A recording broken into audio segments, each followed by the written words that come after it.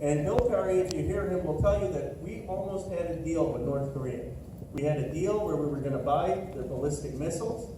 We were going to recognize and normalize our relationship with North Korea. And they had agreed to stop any form of plutonium production back in the late 90s.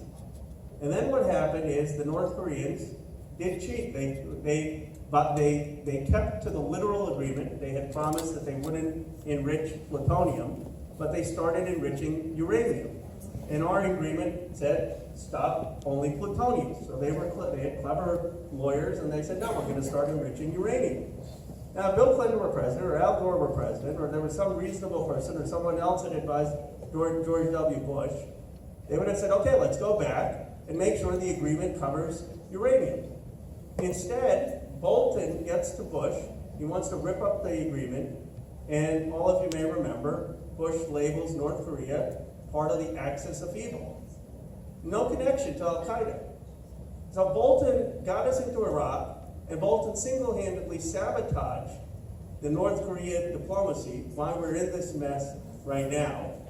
And by the way, Donald Trump on the campaign said anyone who was involved in the decision to go to Iraq doesn't have the judgment to be making national security decisions. I mean, literally. I mean, this is his statement. And then he picks John Bolton in this position. It is just outrageous.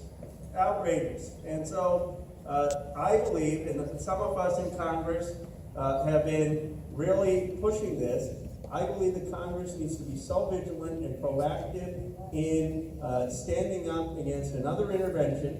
And my view is the intervention is likely not going to happen in North Korea, because I think people know the stakes there.